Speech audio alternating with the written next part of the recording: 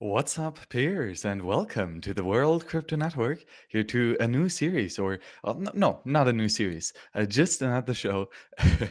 But this one ties into some of the videos that we've made back, especially regarding my bachelor thesis or part of it, about the very interesting topic on anarchy in money, on the ethical economics of Bitcoin. And that is a very compelling title, I would say so.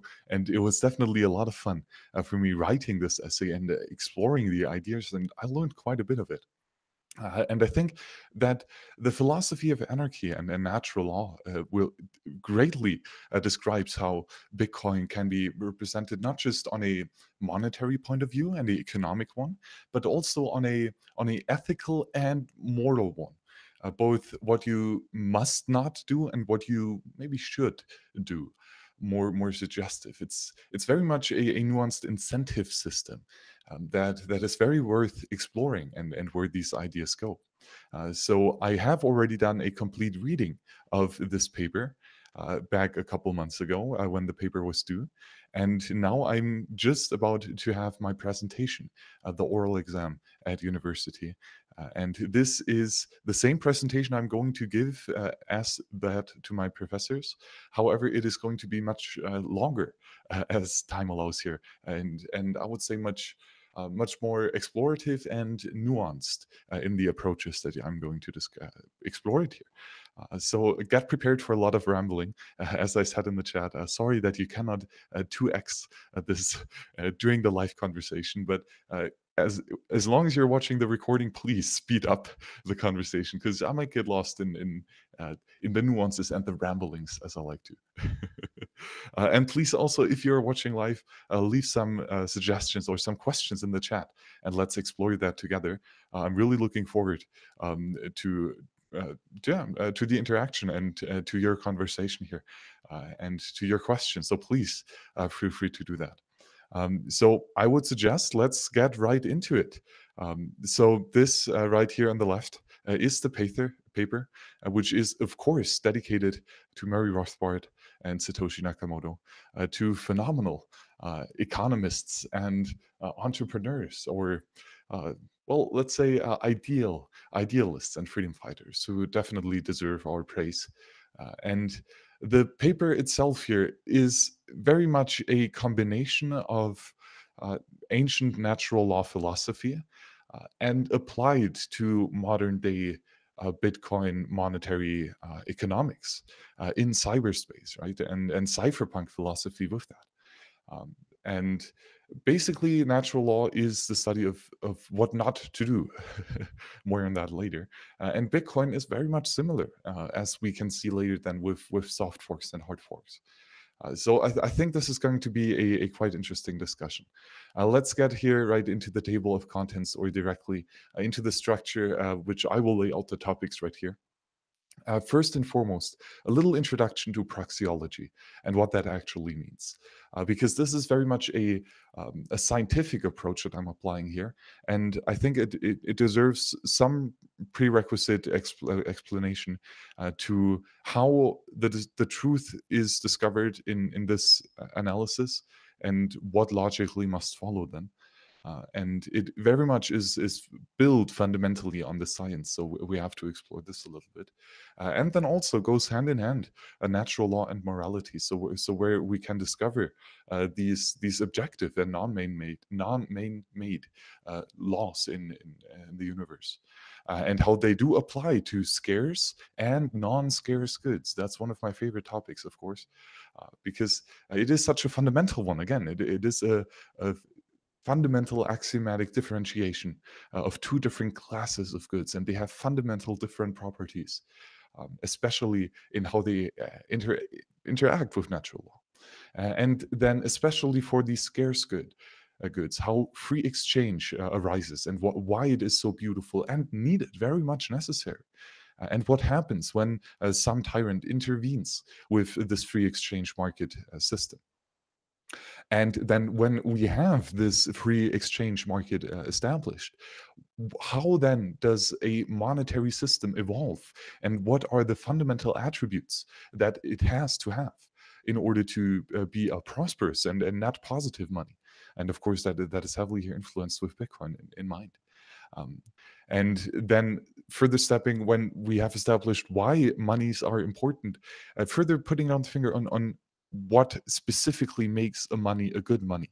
And that is ultimately its hardness, its money supply and inflation.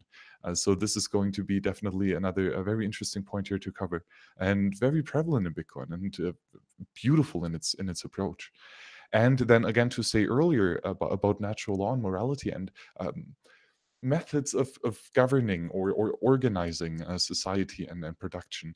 And that is with Bitcoin, of course, with forks and other changes to consensus. And we can elaborate a little bit more on what this actually entails. So you will see that we will be talking about quite a couple cool and interesting things. So first of all, praxeology. What is that actually? Well, it was first really described or emphasized with Ludwig von Mises, and he wrote a phenomenal book called Human Action that laid out how this study really works. And it's not a complete new discovery here. It's just a interesting viewpoint to look at some of other truths that we will discover here later on.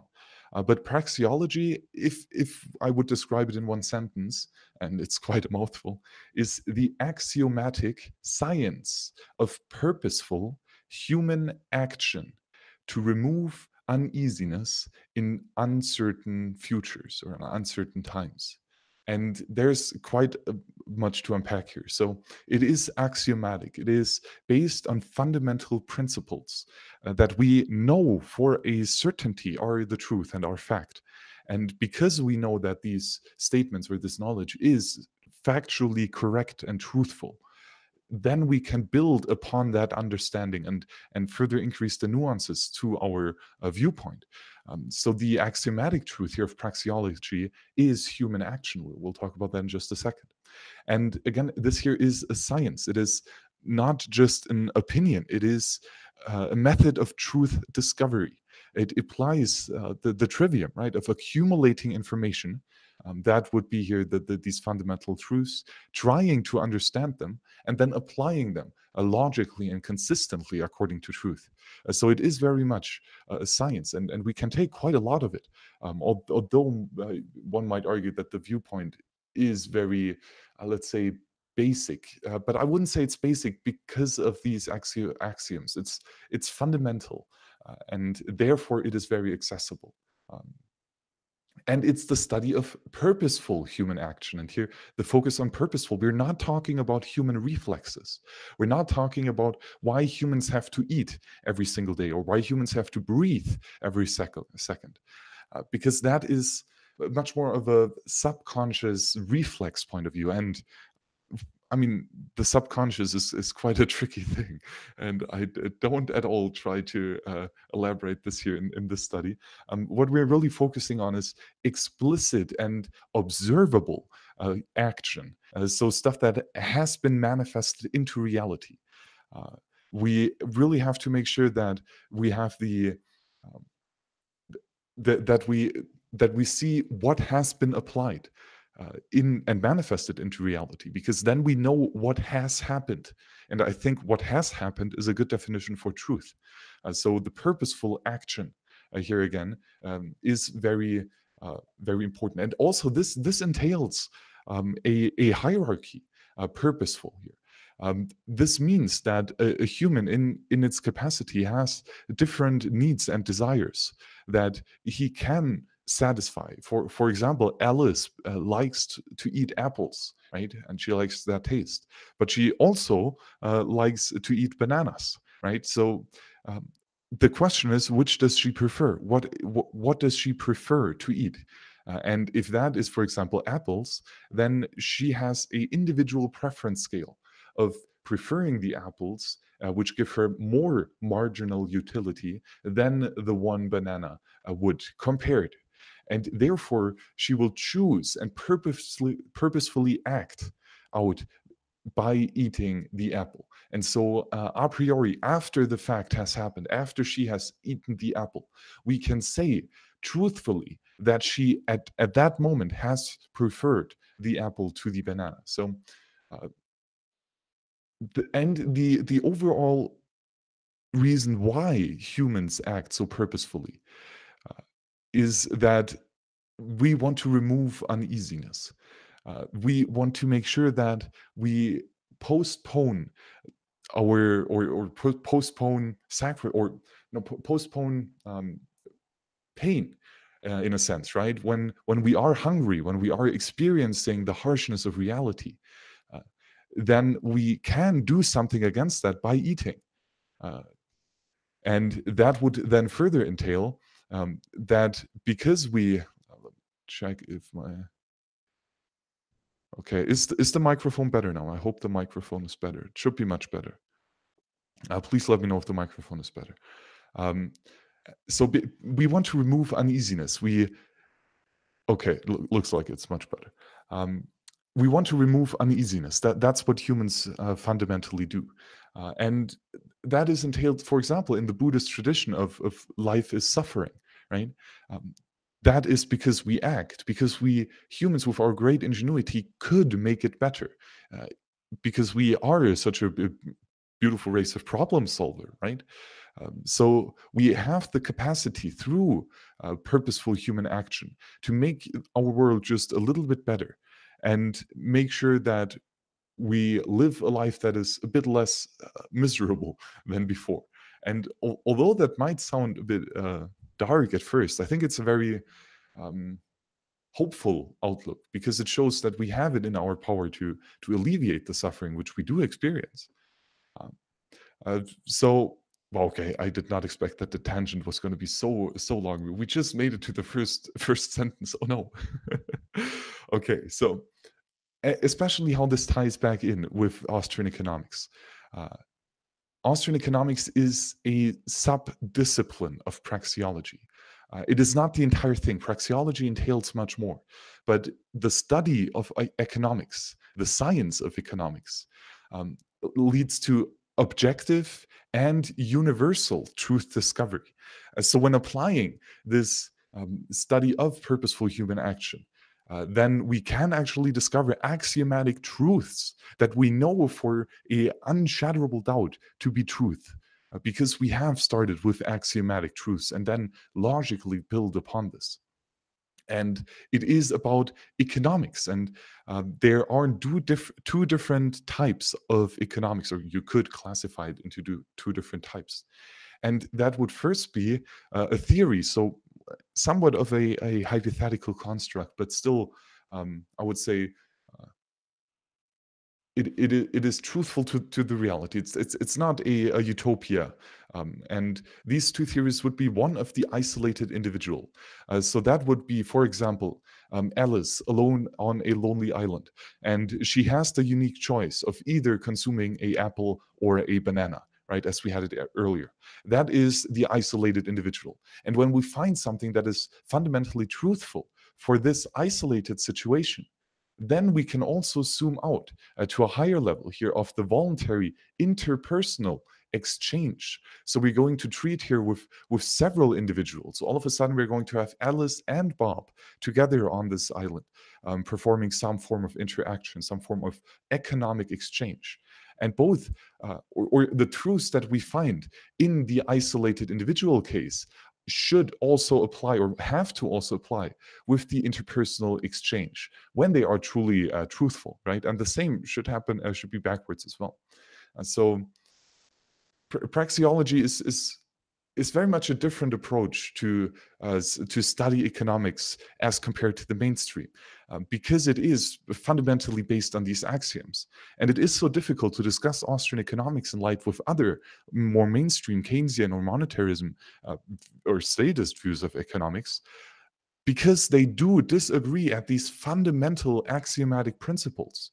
And that means that all that is built upon of these two different structures, both Austrian economics on the liberal side, on the freedom-oriented side, with freedom as the most fundamental axiom, and then statism with, let's say, I don't know, equality or outcome of equality as the most desirable outcome.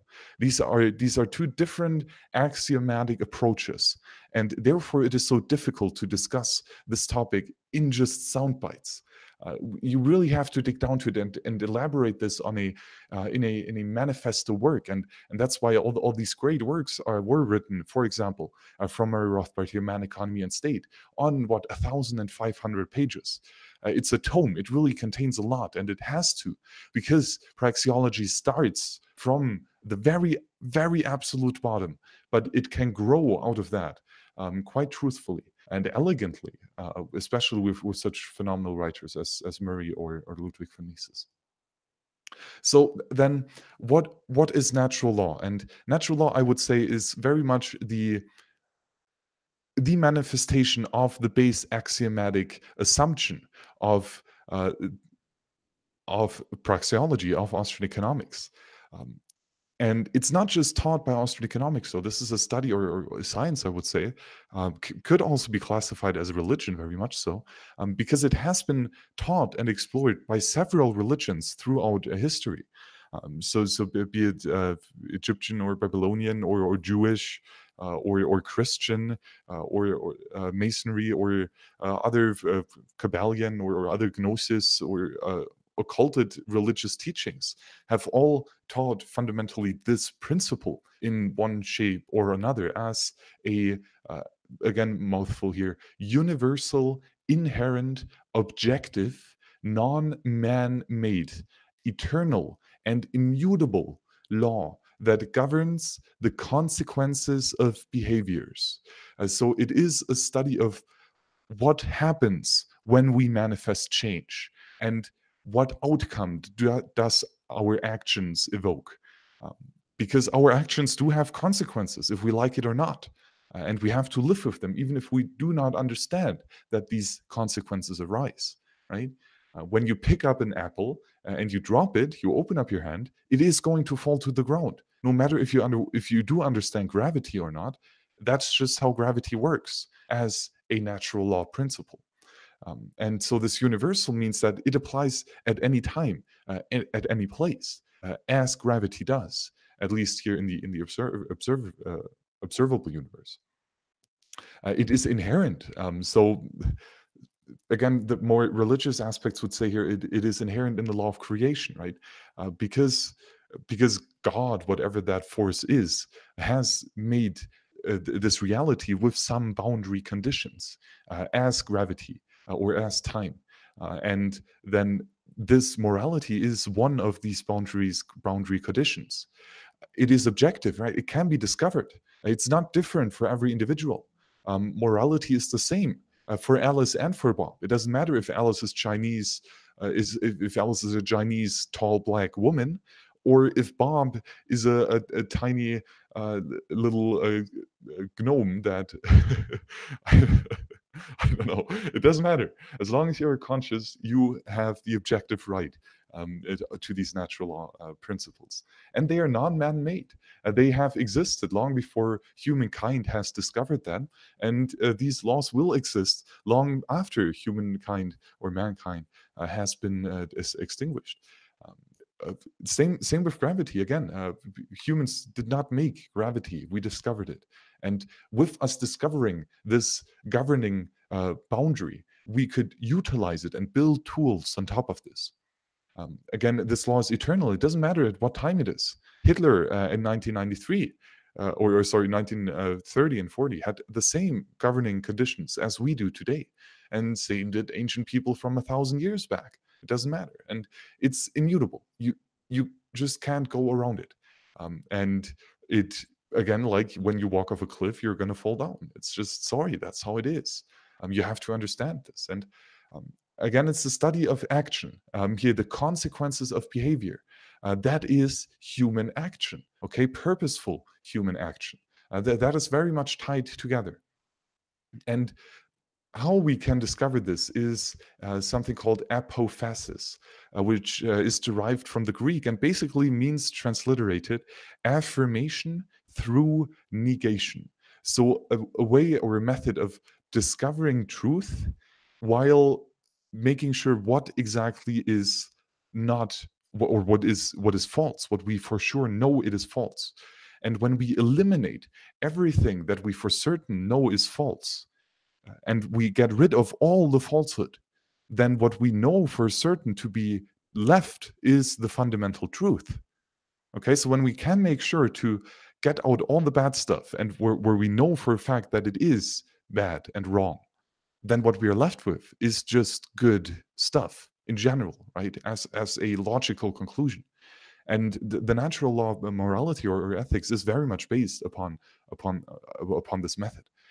And the conclusion to natural law is anarchy, the state where there are no masters, no superiors who can aggress against others, and there are also no slaves. So no one is being stolen from. No one is being aggressed against. It is a peaceful society where all the actions are voluntary. So anarchy, or the adherence to natural law on a large society or macro level, um, is very much the manifestation of natural law and conscious morality.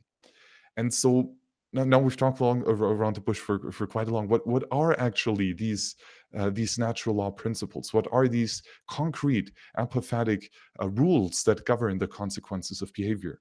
And I would say that there are 7 of them. And I hope that you agree with me here when I go through them. Um, do not murder. Do not assault. Do not steal. Do not rape. Do not trespass. Do not coerce. Do not lie. These are the 7 axiomatic actions that you must not act out against. Uh, and why is that? Well, they can all be summed up with this little expression here on the right. Any initiation of aggressive violence against the private property rights is wrong, immoral, and uneconomical. So again, a mouthful to unpack here. So the interesting attribute here is the initiation of aggressive violence. So the question is, who has started the action? And that is very much important. And then a aggressive violence is any action that harms another person, that is taking away the property rights of another person. Basically, when you are stealing from someone else, you are aggressing against that individual. And stealing is anything in which that individual has the private property in. So, for example, if you murder someone, you are stealing that person's life. Right? You're taking that away from him and you are unduly ending his life before it would otherwise have manifested. So that is a theft, right? Then assault, physical assault, and you randomly walk up to someone on the street and punch him in the face. Well, I mean, maybe if they were no coiner, that no, it's still not justified because that is the aggression of violence. That is the initiation of you are starting the fight. You are the one who starts punching the other one in the face. That is assault. That is wrong. That is always wrong. Stealing, or yeah, and here, of course, here you're stealing the theft or the well-being, the physical well-being of that person, right? If I come and I saw off your right arm, well, I'm stealing your arm, quite literally, and that's not good. And do not steal, with which I mean here tangible goods. So for example, right, if you have your gold coin and I walk up and I first hit you with a baseball bat and then I take your gold coins without asking for your permission and without your explicit consent, well, then I'm taking away your property in that gold coin. And that is physical theft of tangible goods. Also not good. When I rape you, when I already kicked you down and stole your gold coins, and now I'm raping you again, that would be as well. I'm stealing your consent to sexual expression and your physical well-being again. I'm taking something away from you. That is wrong. Um, Trespassing is when you break into someone's house or someone's lair or someone's base station, right?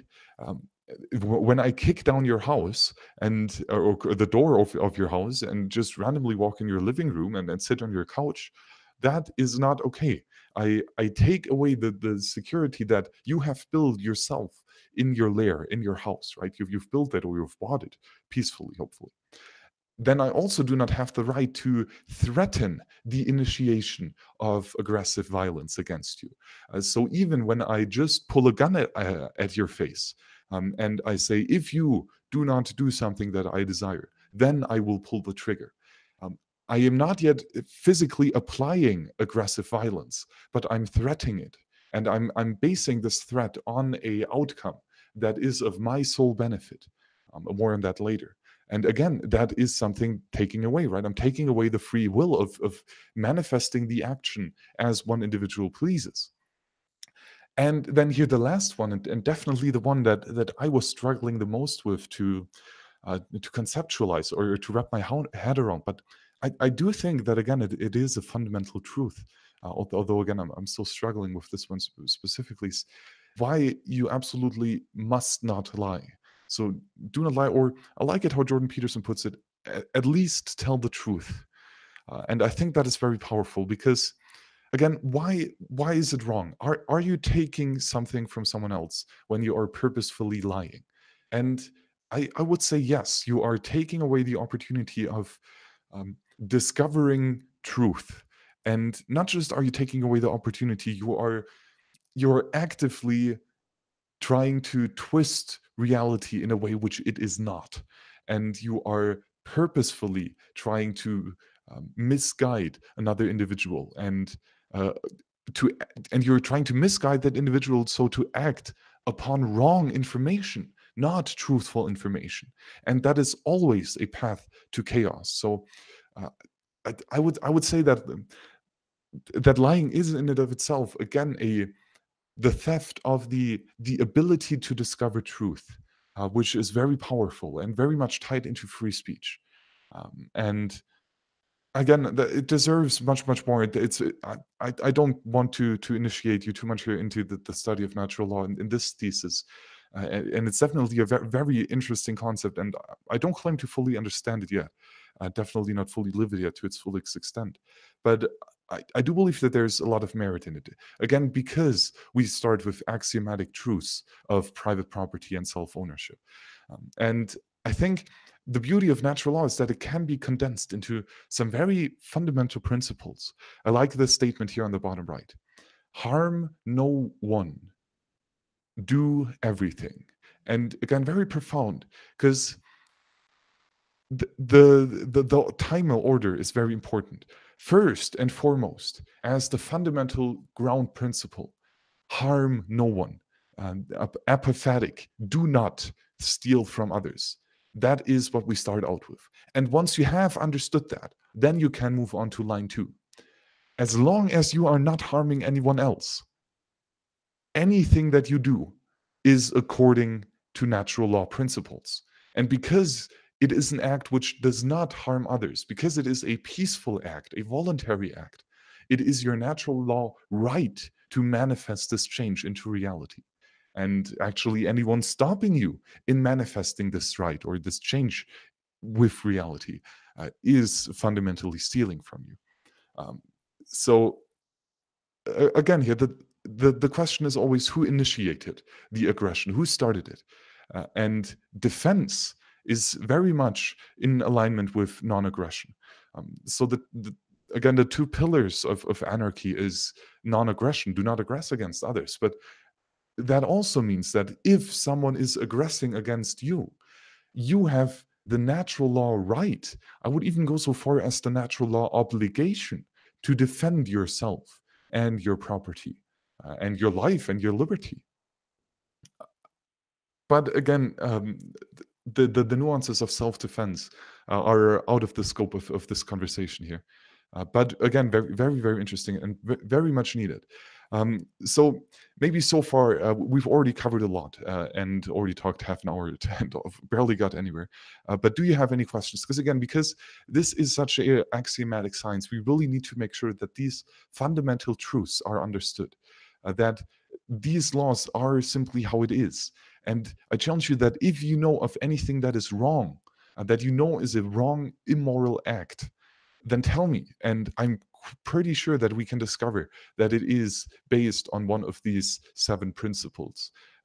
So yeah, let's go through the chat and let's see if you have any questions. Yeah, we had some issues with the mic before. Lots of apples and bananas. Again, yeah, right. The apples and bananas, that is the isolated individual, right? We're breaking it down to fundamental truths, and that's very helpful to start economic analysis.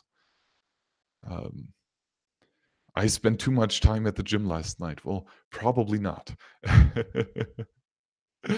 Lightning Peers. Yeah, nice. Back up your note files. Absolutely. Back up your keys. We're talking about scarcity just in the next couple chapters. And scarcity and the ability of key management is very, very interesting and very important to natural law itself. Um, Hard money advocates. Yes, of course. This paper is all about this. Hard money is in accordance to natural law. That's why it's so interesting. Autonomous backup program. Yeah, well, take responsibility over your backups, right? Don't outsource it to others. Um, you are Satoshi Nakamoto. Oh no, I broke natural law and morality. Well, it's true, right? You have spoken something into existing, which you know for a fact is not the truth, and therefore you have manifested just a little bit more chaos in this world, as we had it before. And why do you have the right to manifest chaos? I don't think you do. But again, I'm still struggling to really conceptualize how lying applies into all this. But I would say that it's an interesting claim. Yeah, you should back up your Lightning node quite regularly. I agree. Backups are good, and encrypt your backups.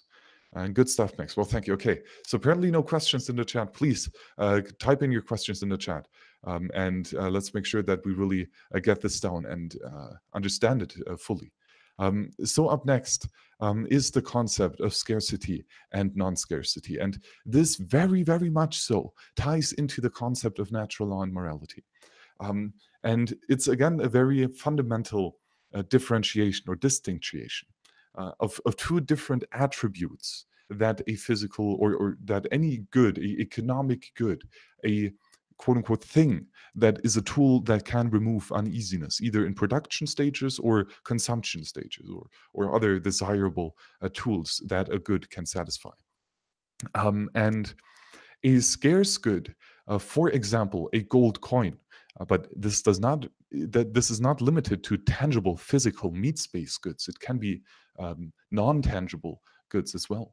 But a scarce good can only be controlled and used by only one individual at any time and at any place. So this scarce good is at the full disposal. It can only be controlled by this one entity, by this one individual, right? It's either controlled by Alice or by Bob. At the same time, it is impossible that the gold coin can be in both Alice's hands and in Bob's hands. That's impossible, right? And the same is true of your body. For example, Alice's body, the meat space that she inhabits, right? The meat, the sack of meat and blood. That is something that only Alice can control with the sheer application of her thoughts. And Bob, he cannot change Alice, or he cannot control Alice's bodily manifestation directly. Right? He might influence her, but not outright control it. So therefore, Alice, or therefore, there is a conflict over who can control this good, whichever it is, at any given time. And because there is this potential of the conflict, we need some rules, not rulers, no aggression, but we need some guidelines on how we can allocate these scarce resources. And one of these allocation mechanisms would be property rights. And that is something that humans, again, have discovered. That is something that has lived before humans and will continue to be the case even after humans have gone. But the truth of property rights is that any scarce good can only be controlled by one individual. And thus, your body is fully controlled by yourself. And nobody can order you and force you to do something against your will. Otherwise, that would be slavery. Um, and also then with physical goods, right? When you have homesteaded something, when you took something out of nature's abundance that was plentiful all around you, and you took it and you applied your human ingenuity. So, for example, Alice sees that there is a apple tree standing in the middle of the field, and she sees that nobody is currently using it. So she can She can then start to apply her labor and ingenuity to pick the apple and cook a apple pie with it, right? So she's doing something with this scarce good, and thus she acquires property rights in it. Um, she has homesteaded this apple, and thus she owns both the apple as well as the product that she has developed later, the apple pie. Um, and then what we will dive later about that is also then voluntary exchange. She can trade this apple pie for a banana cake that Bob has made. And this means that you can make sure that, that you can, well, have more complex production stages. Again, more on that later. But this all arises out of the fact of scarcity, that there's the potential of conflict of control, and therefore we need property rights, and therefore we need natural law. So natural law is the study of property rights because we live in a scarce world with goods that can only be controlled by one individual at one time. And then on the other hand, we have non scarce goods. And these are goods that can then, on the opposite, be controlled by different entities, by different individuals at the same time without taking away from the quote unquote original creator of the good. Um, so these non-scarce goods, they can be copied and ad infinitum and without many costs. But it's not necessarily the attribute of costs that is important, but especially that you can copy this information, this non-scarce good, without taking it away from the original creator, from the original thinker.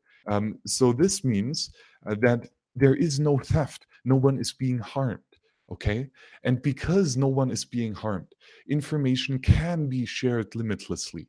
There is no need to allocate the non scarce resources because anyone who wants to have them can have them without taking them away from someone else.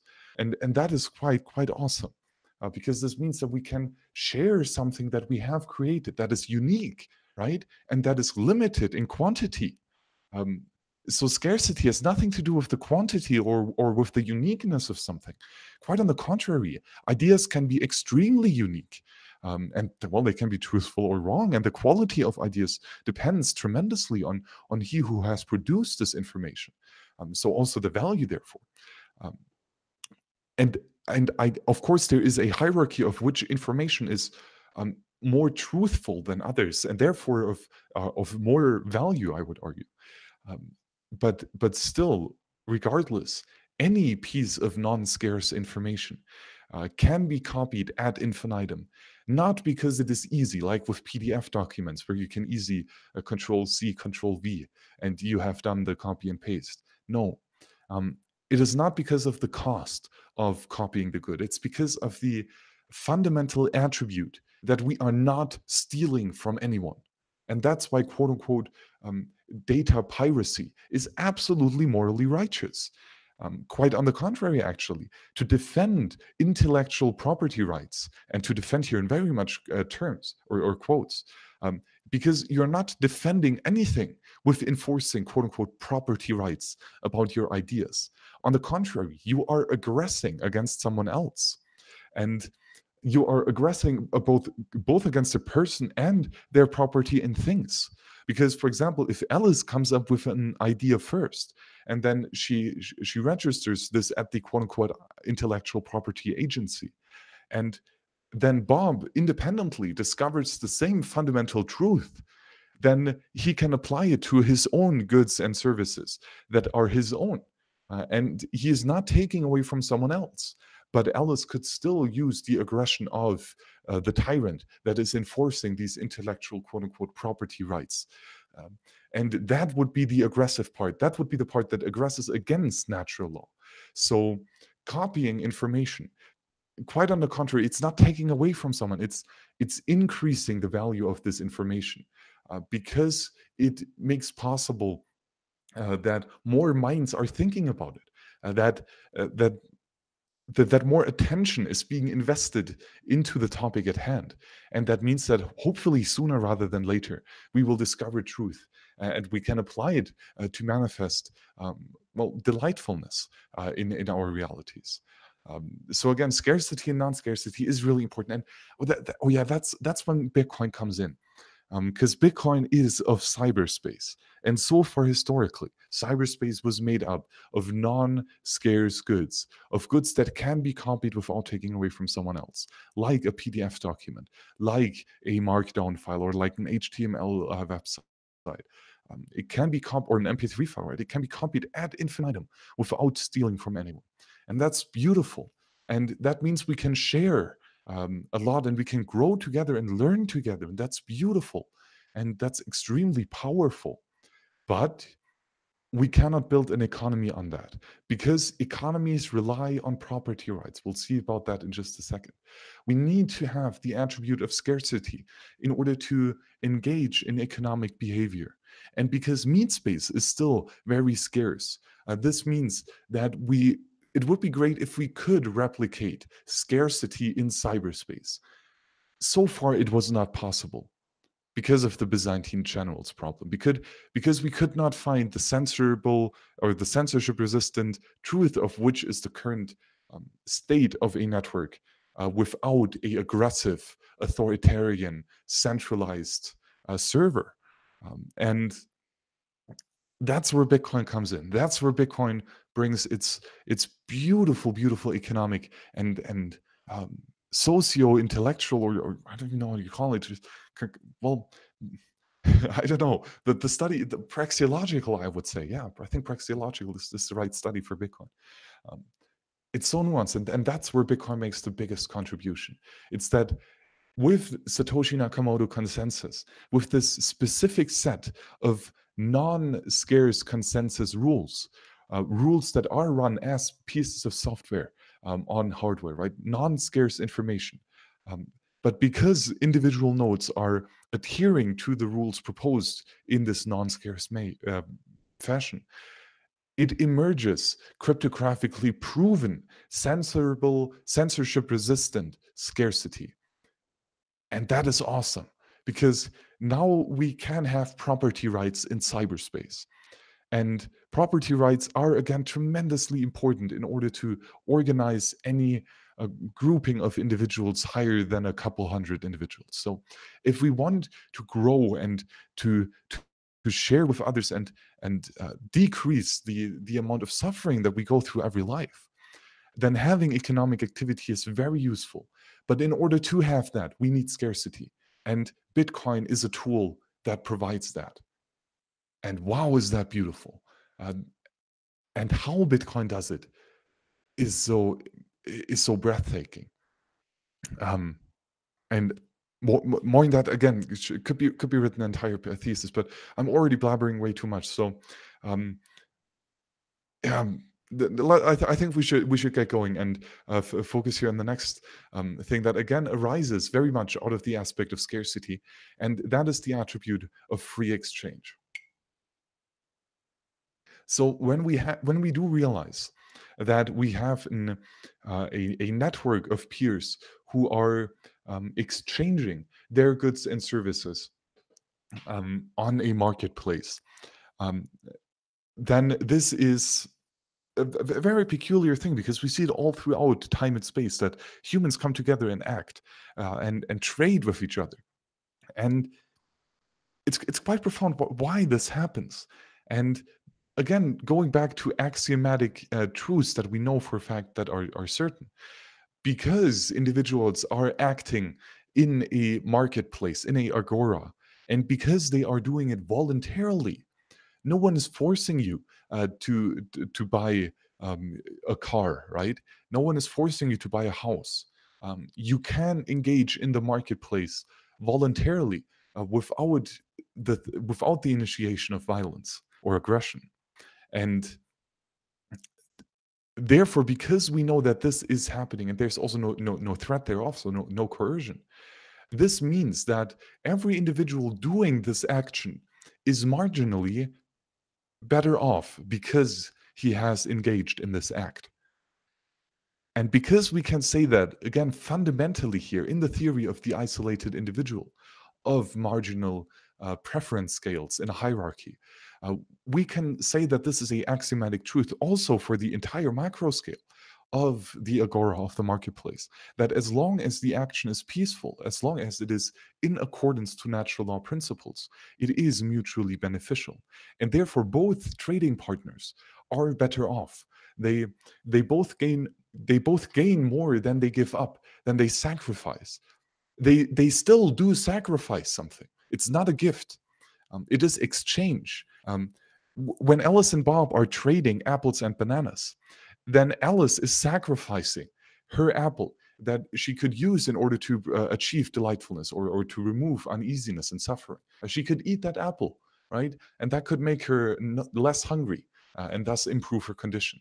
But she's sacrificing this, and she's incurring opportunity costs. But she does that not out of well out of sheer goodness, um, and I don't even think that giving away to everyone without selecting it is a good sign of goodness. So I think goodness is the wrong word here. But she does it specifically because she gains something in return. Because Bob is also suffering for Alice. They are both sharing the burden of suffering, the burden of losing something that they could have otherwise used. Um, but they engage in that suffering voluntarily, and very courageously so. They're voluntarily choosing to give up on something that they do desire. But they do it because they know that the other party is better off because of it. And they know that, again, because they will receive something in return, that they are better off with. If Alice and Bob choose voluntarily to trade apples for bananas, then marginally Alice prefers bananas to apples. Otherwise, she would not have voluntarily done this, right? So, because we have this individual hierarchy of preference scales, it it is kind of the sharing of the burden of life. It is, and not out of only benevolence, but especially out of the mutual beneficial aspect of it. Both parties are better off. That's why we see it all throughout humankind, because it is a fundamental truth that with voluntary exchange, both parties are better off. And that is awesome. And because everyone is better off, at least we're not harming natural law. At least we are not suffering more than we otherwise would have. And that's already pretty damn good. I think that's very good for a baseline, right? It's not the best that we can do. We can be peaceful, but still be pieces of shit, and be assholes, and be not kind to each other. But I do believe that when we base our morality here on this ethics of natural law and not harming others, it's a good damn start.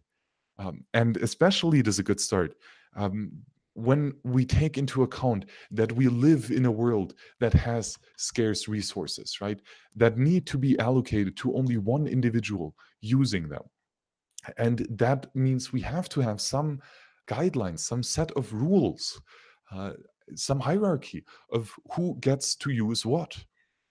And again, private property and therefore free exchange is a phenomenal tool to allocate resources to those that desire it most, those that are willing to occur the most amount of suffering, courageously, very courageously so, in order to manifest their existence in the universe in a state where they have removed some uneasiness for themselves and their loved ones, right? It's not just selfishness. It's very much also about taking responsibility for those that cannot defend themselves. So especially like the close family, or the physically local community and meet space.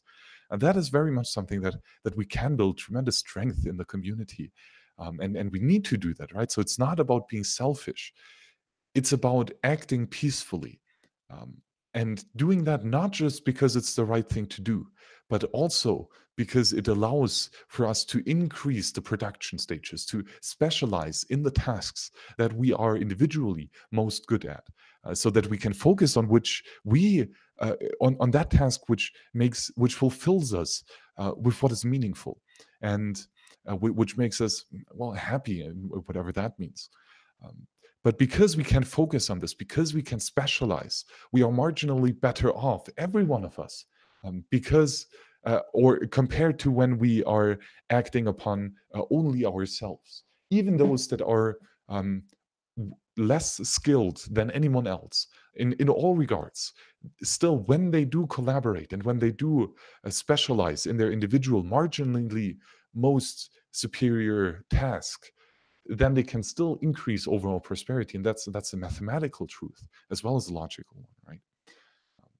So I would argue here that free exchange is beautiful in many different aspects, both on a economical one, that it simply allows for uh, to accumulate the most capital and to build the most useful tools, but also from a philosophical and from a moral one, as a philosophy that allows for peaceful coexistence and that encourages being kind, um, and has at least a baseline of decency, of what should be common sense of natural law, right? Of non-aggression, that as a baseline to start with, and then on top of that, building more nuanced responsibility tasks for that. Yeah, I think it's quite nice. I think we covered it quite well. And then on the other hand, uh, what is quite the opposite then, so to say, is when we have no longer or when we have all of a sudden something that is no longer voluntary, right? A act that is not based on harmony and peace, an act that is breaking natural law, that is initiating aggressive violence against the property of someone else, a act that is stealing from others. Um, and any act like this can be defined as the term interventioning. So you are intervening in two individual sovereign full nodes on a peaceful network of economic activity, and you are stopping them in peacefully coexisting, and you are the one aggressing against them. That is what a interventionist does. That is what a tyrant does. A tyrant is the archon. It is the man-made ruler who is aggressing against otherwise equal individuals and stealing from them and somehow justifying it. It's a justification of wrong and immoral and untruthful statements and actions that necessarily have to lead to chaos, um, both morally and consciously, as well as economically. So uh, I think Rothbard put it quite nicely here, pointing out three different types of intervention. One is autistic, binary, and triangular. And again, we start here with praxeology, right? With the theory of the isolated individual, and then we elaborate out of this. And starting with autistic, this is any scenario where the tyrant is prohibiting aggressively, either with direct physical aggression, like balls and chain slavery, or with the threat of aggression, with, for example, like the police state as we have it today, very fascist at its core. Then we the individual is prohibited from using something that is his, from using his private property in a peaceful good. So the individual is not harming someone else, yet, regardless, the tyrant is aggressing against the individual and hurting him and stealing from him. That is the first type of intervention. And that is, for example, prohibition of any shape or form. So when a government, a state, dictates that you are not allowed to drink a glass of beer, or that you are not allowed to smoke a marijuana joint, or that you're not allowed to shoot up a ton of heroin into your body, it does not matter. It is your private property in your personal body, and you have to live with the consequences of the actions that you manifest to your property. Absolutely. And it might not be wise or advised to use drugs, especially heavy abuse, and uh, but still it is your body, and if you choose even to commit suicide, although that again is something that deserves more nuanced argumentation, um, stopping a peaceful individual from using private property is autistic intervention. That is always wrong. And the state is aggressing in it all the time. The other form is a binary intervention. So that means that a state, a tyrant, is forcing, aggressing, initiating the aggression. Again, either physical threats or coercive threats uh, to interact, that the slave has to interact with the master in some shape or form. So this would be, for example, the slave master or king or bureaucrat is forcing, aggressing a peaceful individual to give him, let's say, 50% of the property that he owns. Well, in current days, it's much more than that, much more to 90 or 95%.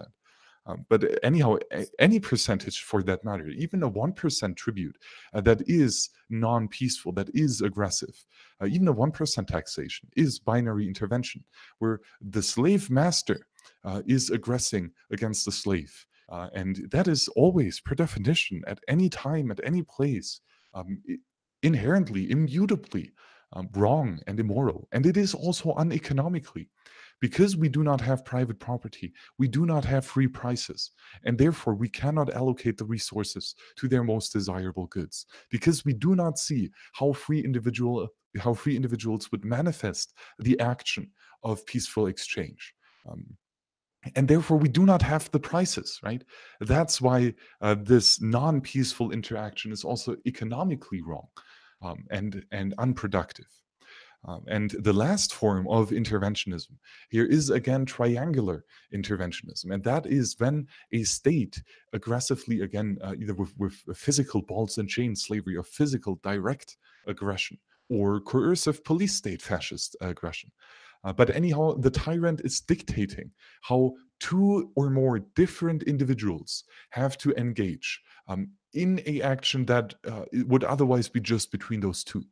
So, for example, when Alice and Bob are peacefully exchanging their apple for their banana, then this means that the tyrant is going to step into this picture um, and force them to change the terms of the agreement. Um, or in some shape or form. And the aggressor does that in a way that Alice and Bob cannot negotiate. It's not peaceful. They don't have a say in that matter. They're being forced, aggressed to do that. So that is any type whatsoever of bureaucrat law, of man-made dictate. And especially those that regard any type of commercial activity of private individuals. So any type of license, any type of registration that is forced by governments is wrong.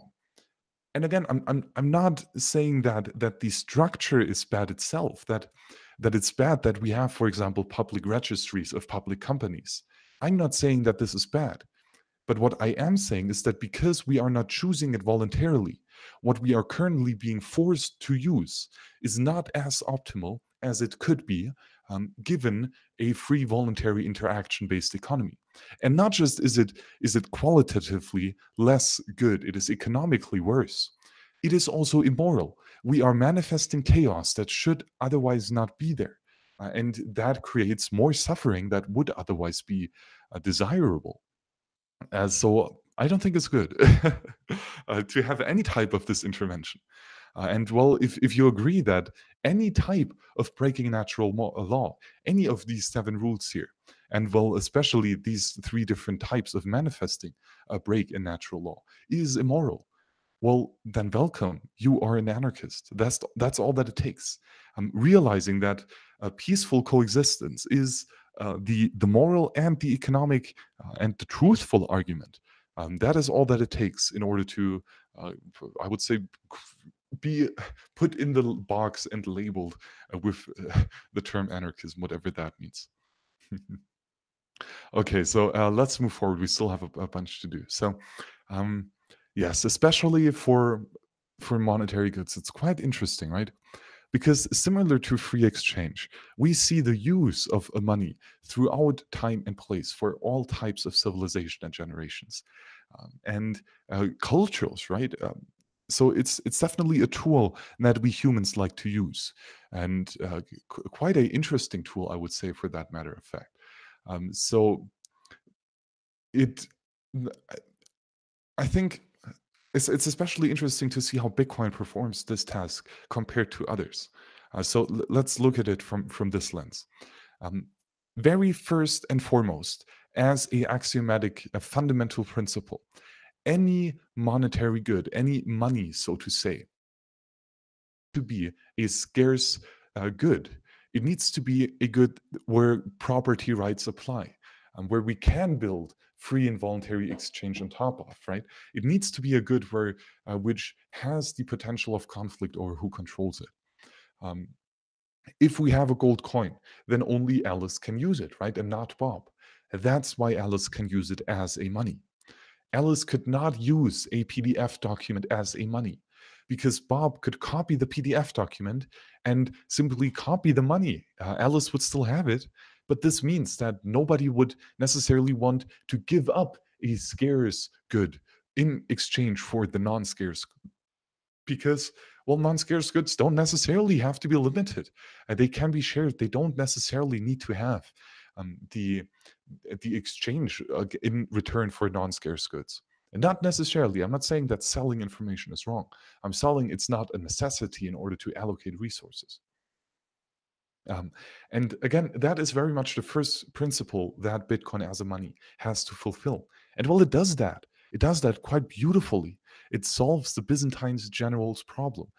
It makes sure that in a censorship resistant way, in a way that everyone in the network can discover the universal inherent truth of consensus. What the current block height is, what the current UTXO set is, who owns what, in such a way that one UTXO can only be locked up, quote unquote, by one specific signature script or redeem script. It's only this one script that locks up this specific UTXO in that specific transaction IT.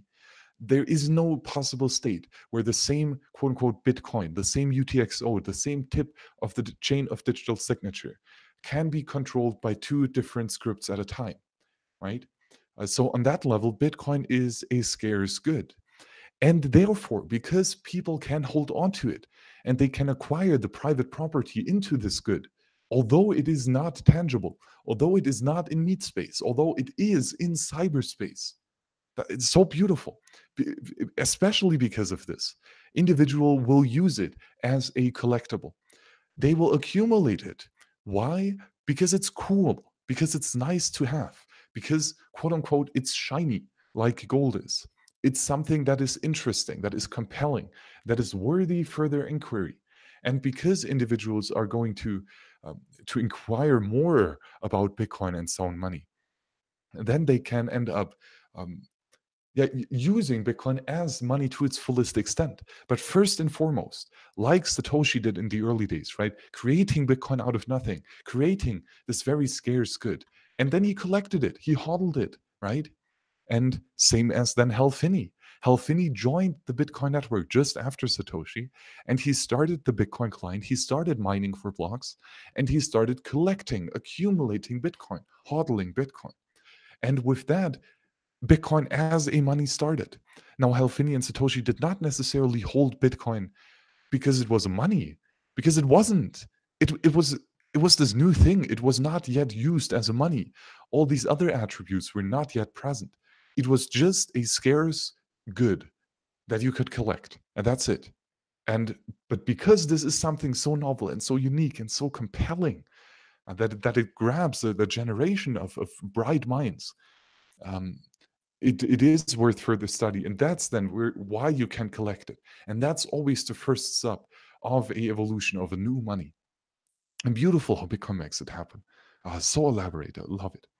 Well, and then I'm not saying that these four steps here are a temporal discrepancy. I'm more saying it's a logical thing, um, and they often go hand in hand.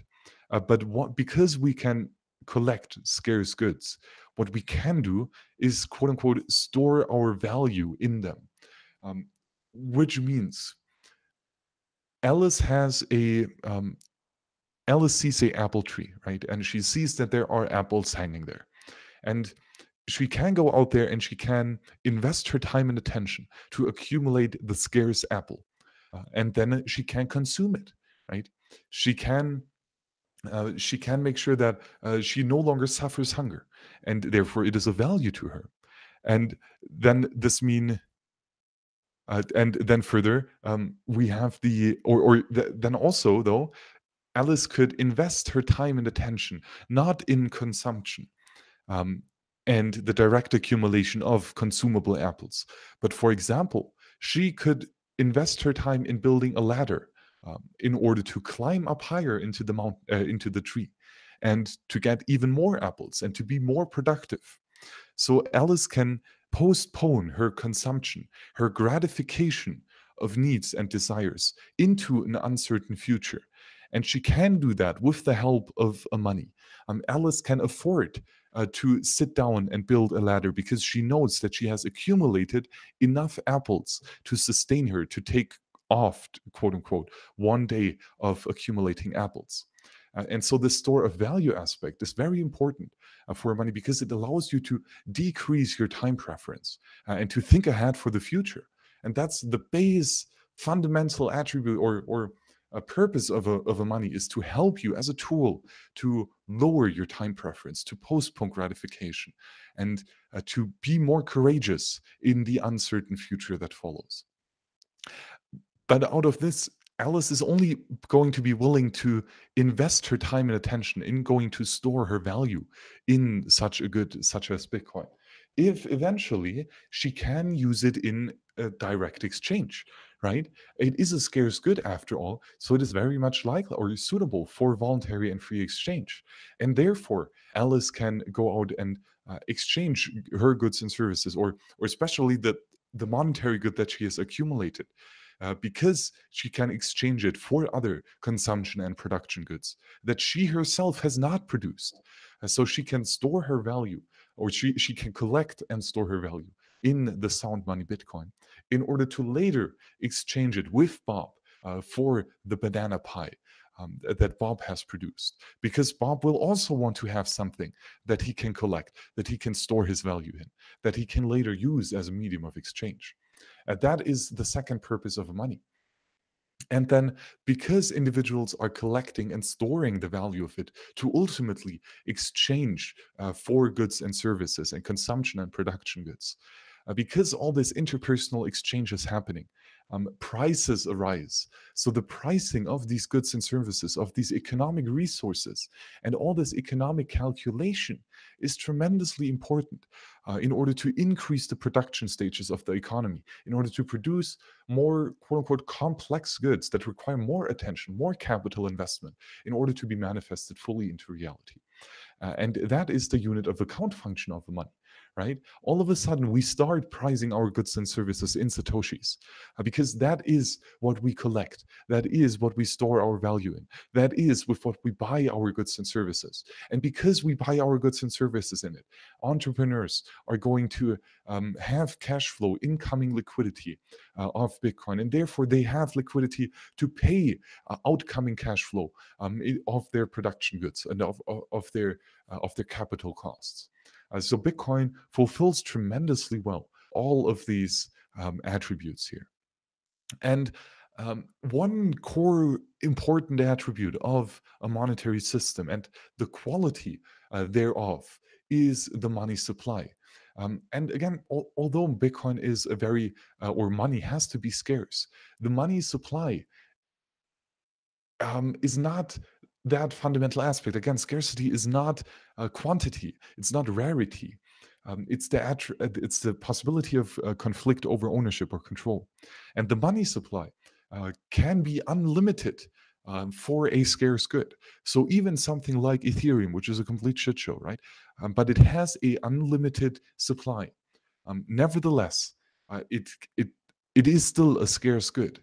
But Bitcoin, on the contrary, is different, right? Bitcoin has a very limited supply, and that might make it a better money. We'll get into that in a second. But nevertheless, regardless, I would say Bitcoin is still scarce, and Bitcoin would be the same amount of scarce if it would have an increasing money supply and a less defined and structured money supply. It might be a weaker currency and a less good currency, but it would still be a scarce currency. So The money supply, again, it is very, very fundamentally important. And the money supply is the nominal stock of money. Um, so it it is basically how many goods are there in existence. Of course, for gold, it would be every single gold atom that can be found in this universe, and especially at this time, all these good gold atoms that have already been extracted from the available natural resources, especially in the crust of the earth, and that have been refined and purified and melted and minted into gold coins and gold bars. And all these gold atoms, the grams of gold, this is the stock of money. Um, but the interesting thing is, for all the functions of a money to function, especially here the medium of exchange function, but all the others ones as well. Any nominal stock of money, any nominal supply of that good will work. It doesn't matter. More monetary units does not mean more prosperity, because money is not a consumption nor a production good. It's a medium of exchange, right? You don't use it up, you store your value in it. And therefore, this means that an increase in the money supply does not necessarily lead to an increase in prosperity, which is the other case for consumption goods, right? If we have more apples to eat, Alice can remove uneasiness for a longer time period. So she is going to be better off. But that's not the case with money, right? It doesn't matter how much money you have, any amount will do. But what is interesting um, is how the percentage allocation of the monetary unit changes. So, very important is the existing supply of money, the so called stock of money, right? That what is already out there today, in this moment, at this present time. And then contrasting that with the flow, the newly added currency that is being introduced freshly, quote unquote, out of nothing. Or, well, out of nothing is wrong, because it would be this money is created.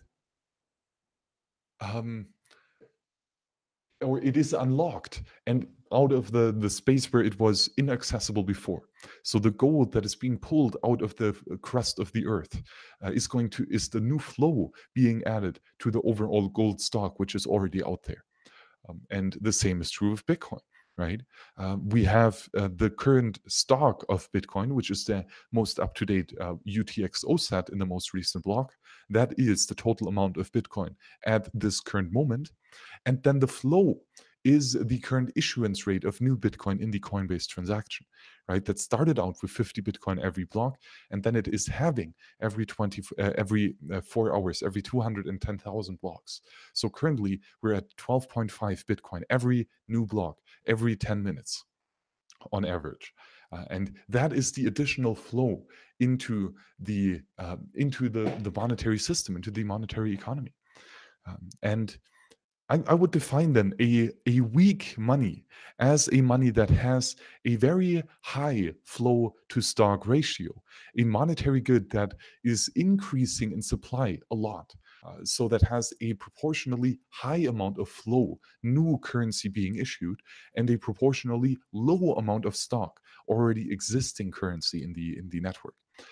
And gold is rather good with that. Gold has had never more than 5%, and on average, roughly 1.5 to 2% of quote unquote inflation rate, or the inverse would be roughly here. Uh, what is that? Like 100 or yeah, 75-ish stock to flow ratio. So very high, very stable, and that is very good. Gold is a very hard money. On the other hand, all fiat currencies can and will be printed into ad infinitum. So the flow will be tremendously high, because it is so easy to produce this money, to create additional units of it. And that will be larger than the stock itself. And that will lead to it being a weak money. Why? Because we have the Cantillon effect. It means that those that are producing the flow, the new parts of that money, are going to receive a percentage wise more of the total stock than those that are holding the currently existing stock. So basically, the purchasing power, the percentage allocation of the total money supply will shift towards those that are producing new money and away from those that are holding onto the current existing stock of money, the hodlers, right? And so any inflation is a shifting of property. And it's very tricky that as soon as this is coercive, as soon as there are legal tender laws where people are being forced to use this weak money, where they are continuously losing purchasing power because the money producers are increasing the money supply, then this means that we have a big problem for also an economic one, right? Uh, because these money producers do not have skin in the game. They Because they don't have to sacrifice anything in order to achieve or acquire this liquidity, in order to acquire this capital. They only have to produce money. They don't really have to sacrifice anything else, and that leads to malinvestments. They will not care what they do with this money because they have not earned it. And so these malinvestments will mean that we will waste resources. We will allocate resources to some task or some good that is not as prosperous as it could be. And we don't know that for certainty, but we know that it was based on involuntary, on a aggressive action, and thus we know it was not mutually beneficial. And again, that's all that we can do. And especially all in this short period of discussion, I would very much say so that we can prove that a weak money leads to malinvestment.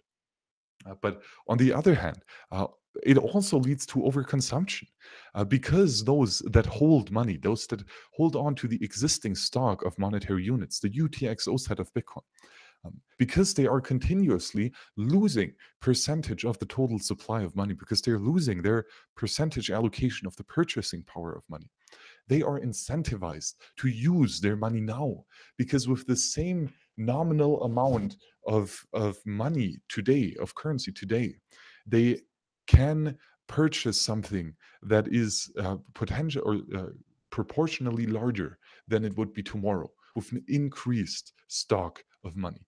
So they will lose in purchasing power, right? They will lose in the opportunity to save and to accumulate capital in order to remove uneasiness. And that is very tragic. So a weak currency is actively prohibiting others to build and to save and to work with and for new tools in order to remove the suffering, the uneasiness of life that we are all bearing.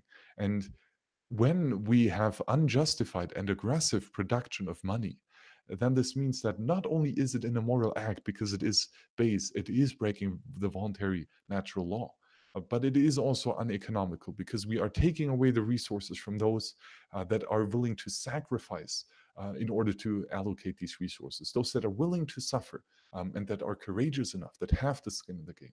And we take resources away from those courageous individuals and we give it to the cowards and the bureaucrats who hide behind aggression and behind the initiation of violence in order to steal from others. And I think that's just wrong.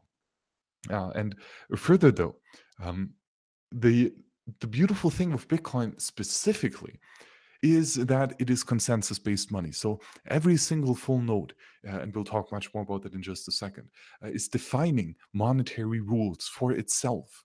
And because every individual user is defining authoritatively his own individual rules, and he's enforcing them and verifying them, then we can build very robust and decentralized and censorship resistant set of rules.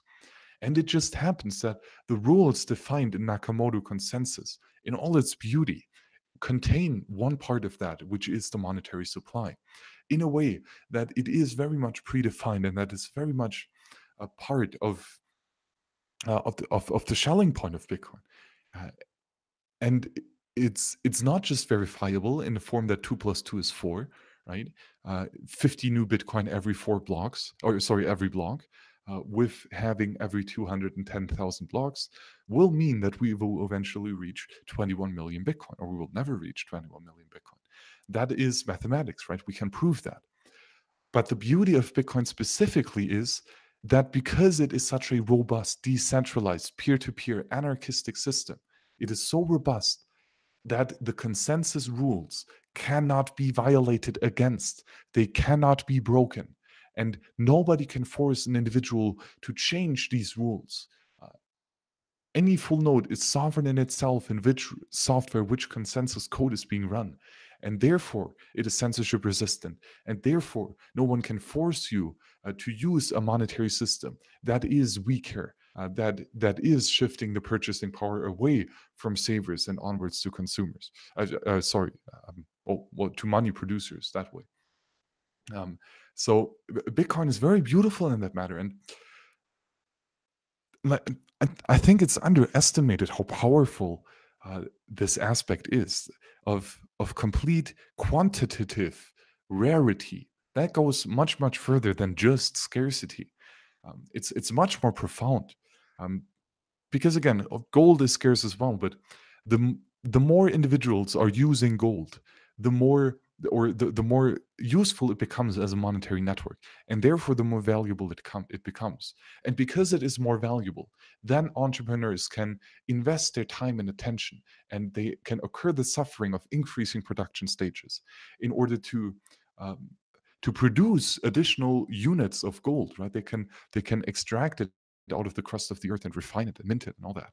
And they can do that uh, only because they will end up satisfying consumers, and they can exchange the scarce good with others. So, because gold is valuable, because individuals are using it, entrepreneurs are incentivized to produce more of it.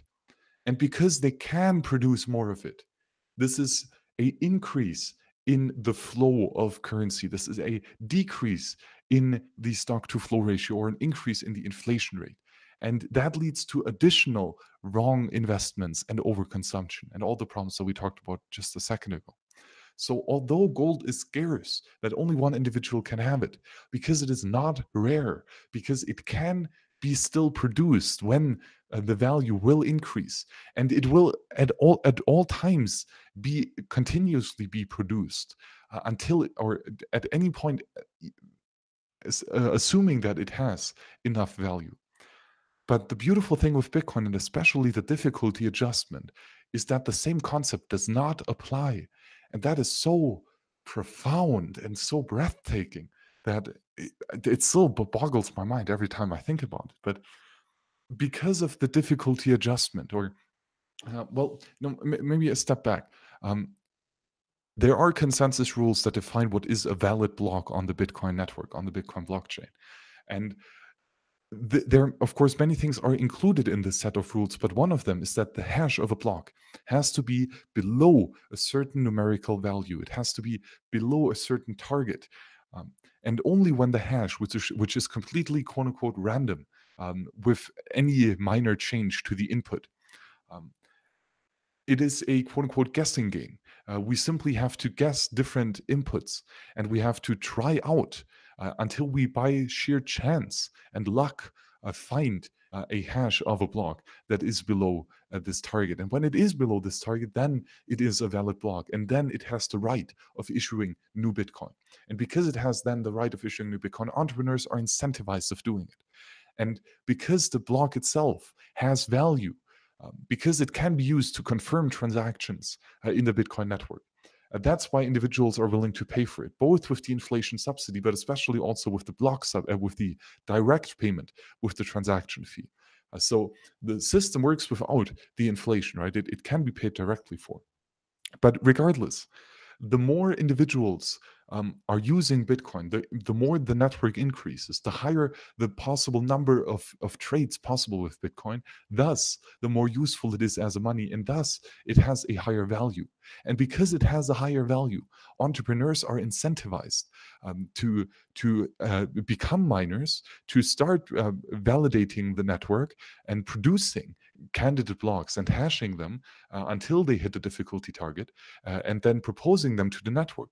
So they are incentivized to providing the service of security of Bitcoin mining. And the more individuals, entrepreneurs are doing that, because Bitcoin is getting more valuable, um, the more difficult it becomes to produce the same amount of blocks. So every 2 weeks, the difficulty is adjusted so that regardless how many individuals are hashing, the temporal value of 10 minutes per block will on average will always be upheld. And this means when Bitcoin gains in value, when additional entrepreneurs are incentivized to start hashing, and when they are trying to produce more Bitcoin, it will become more difficult to produce Bitcoin. And all that they will end up producing in access is security. The network will become more secure because more hashing power is being applied. But the issuance rate of Bitcoin, the flow of new Bitcoin being created, stays the same because of the difficulty adjustment, because it is more difficult. You need more hashes to produce the same amount of Bitcoin.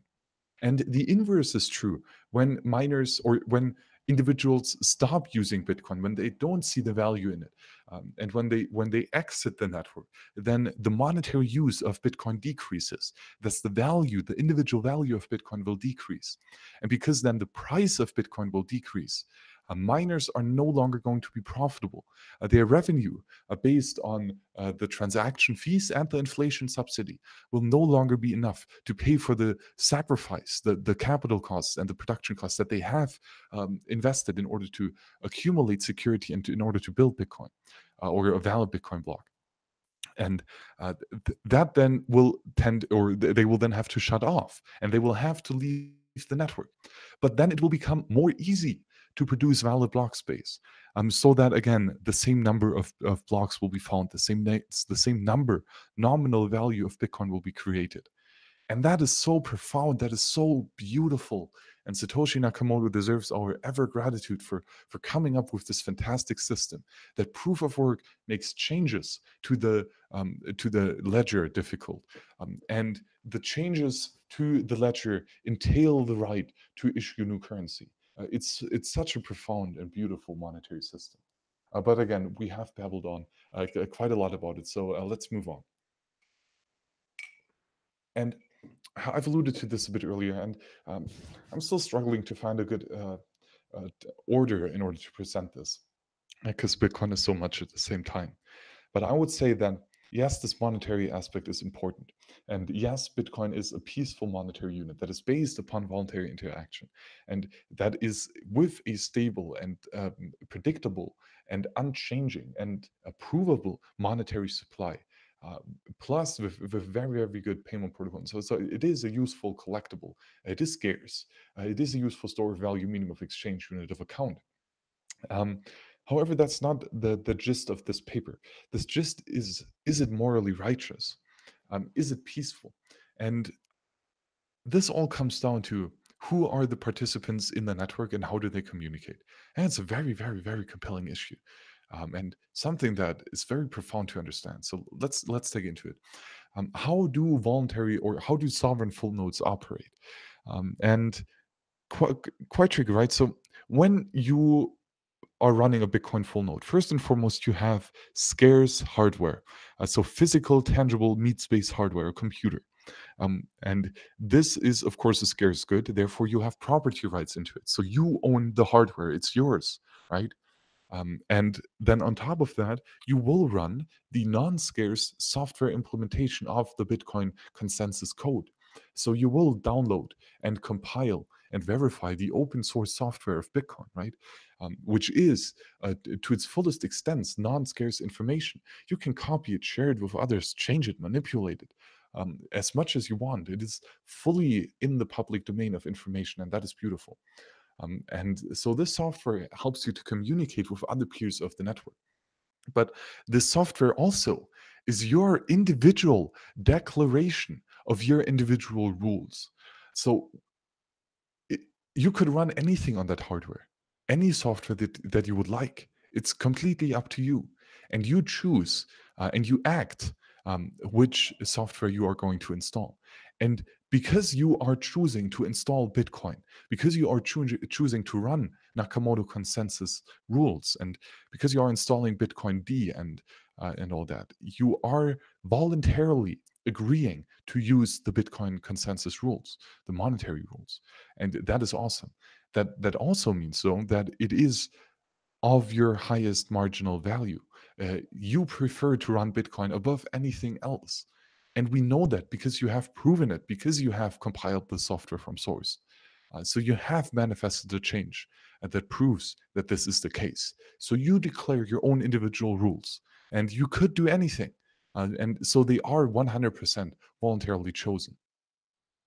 And then in the next step, once you have declared which rules you individually, your sovereign full node will run, then you connect to other peers, and then you connect to the network, and you communicate with these other peers, and you inquiry which information or which set of individual rules these network peers have, right? And if they have the same set of individual rules, well, then we are achieving consensus. Then we are achieving the Schelling point of Bitcoin, that individuals can achieve this, or that they can realize the same truth based on the same fundamental axiomical rules of Nakamoto consensus. And they can do so without trusting each other. They can do so with full verification of all the network peers. You are verifying every single transaction, every single block, not against the individual rules of your peers that are being forced upon you, but upon the rules that you have individually chosen and declared to be as valid, based on your voluntary and peaceful, mutually beneficial act.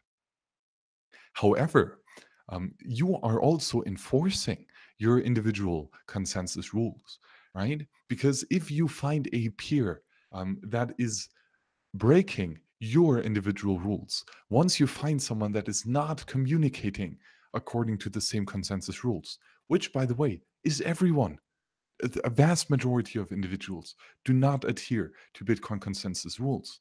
And we enforce that. We do not allow these no coiners onto our network because they break our individual rules. Now, what we are not doing is we're not forcing Bitcoin on these individual peers who are not, who do not run the Bitcoin code. But what we are saying is leave us alone. We do not want to communicate with you. We do not want to act with you, and we live peacefully, right? The right to disassociation, the right to be left alone, the right to defend your own individual rules, as long as they are peaceful, right? So all these three steps are fundamentally the trivium of how chaos or order manifests. We have the accumulation of information, right? The declaration of knowledge, and the verification upon the truthfulness of this knowledge. Is this actually correct and morally righteous? And then the action upon this understood truthful information. And combining all these three together is not just how a sovereign individual will raise itself in the consciousness, but also how a sovereign full node is running on the Bitcoin network. And because it is voluntary, both opt in and opt out, it is completely peaceful. It is completely in accordance to natural law principles of non aggression and self defense. Bitcoin is the ultimate tool of self defense because it is, I declare that I only accept these financial monetary rules. And if you are forced, or if you are saying that I have to use different monetary rules that are weaker than yours, if you are proposing a change to my rules itself, then I do not accept them as valid.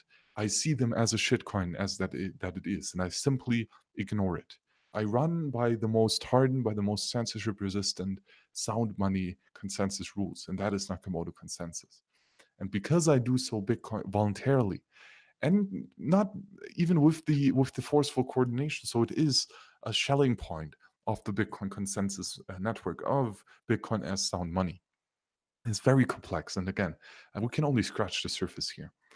Um, and I alluded just a second ago that it is interesting on then how we propose changes to these individual set of rules. Because, of course, a monetary network is exponentially more valuable with more peers being added to the network because you can increase the number of possible routes to share this information. And that's quite nice.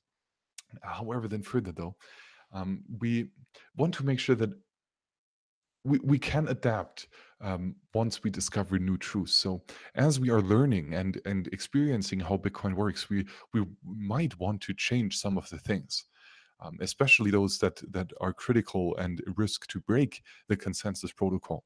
We're very much advised to update and to bug fix. And so And changes to consensus are always critical. They're always worth to handle with extra caution, but they might not necessarily break natural law, and they might not necessarily be aggressive. And there are two different types of changes or proposed methods of changing a blockchain network, a consensus network.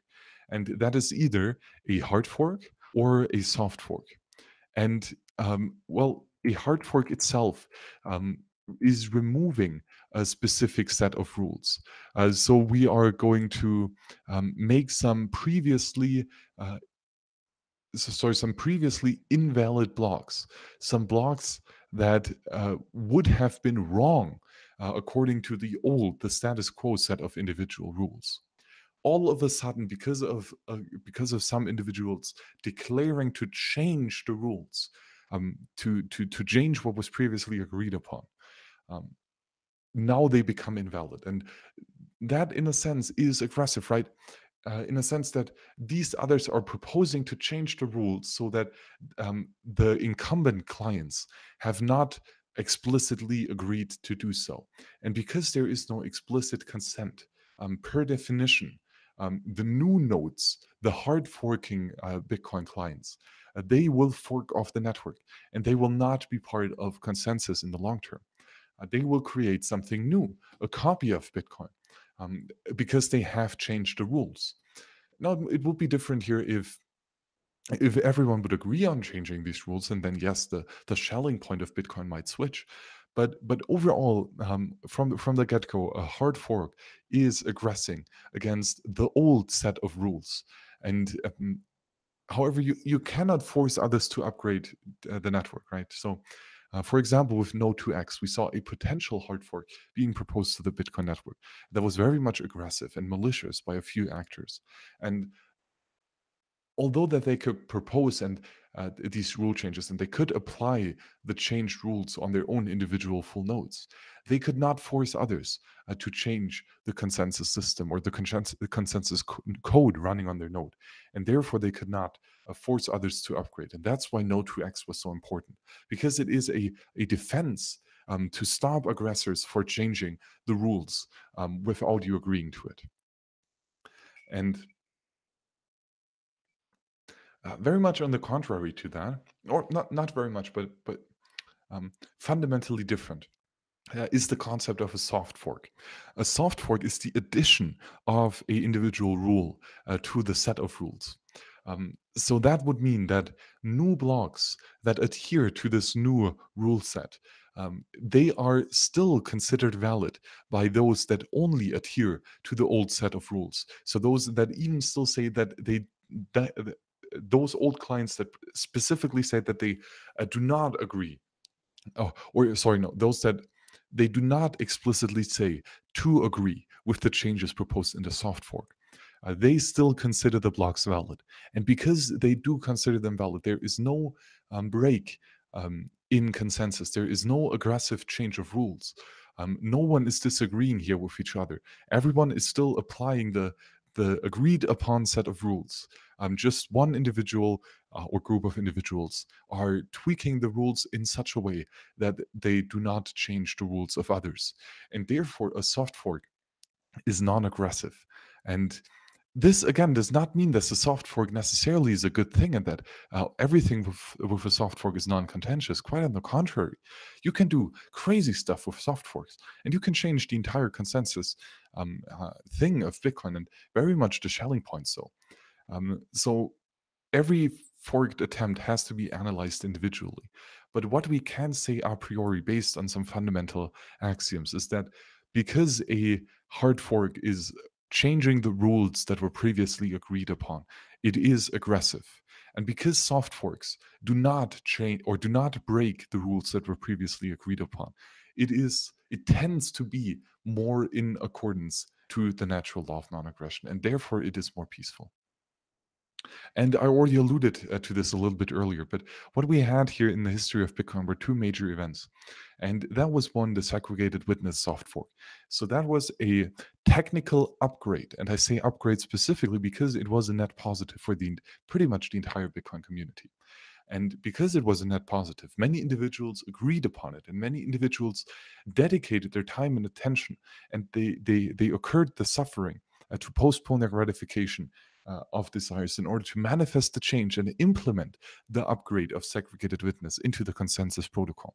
But because segregated witness could be implemented with a soft fork, which was discovered by Luke Dash Jr., um, it was able to introduce this change of consensus in such a way that it did not break the old rules of the network.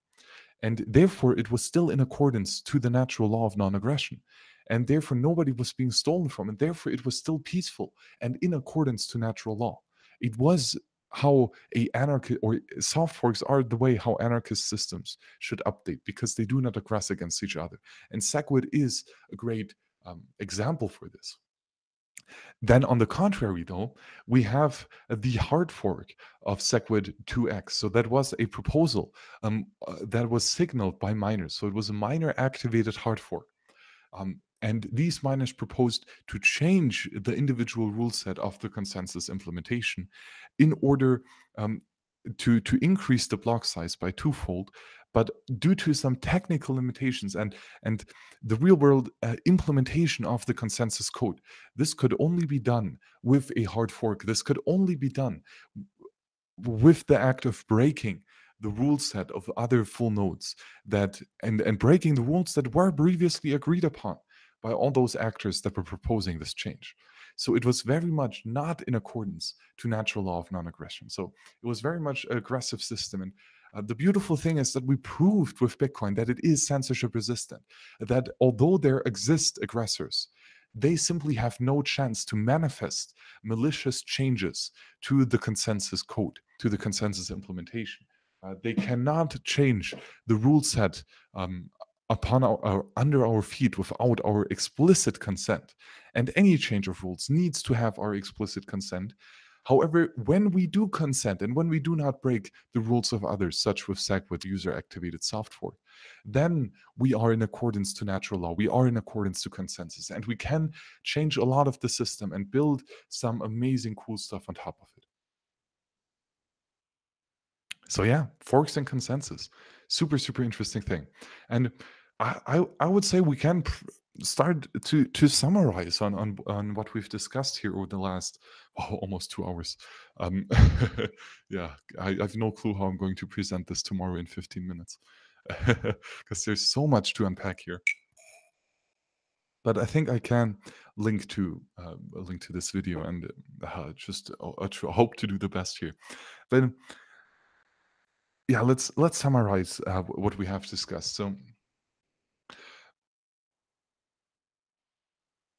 the study of economics can be based upon the study of praxeology, and that is the axiomatic science of purposeful human action to remove uneasiness in times of uncertainty. In uncertainty. And that means that humans are going to they are experiencing suffering, and they have a hierarchy of desires that they can satisfy when they are sacrificing their current day satisfaction of needs and desires in order to postpone that to a more distant future.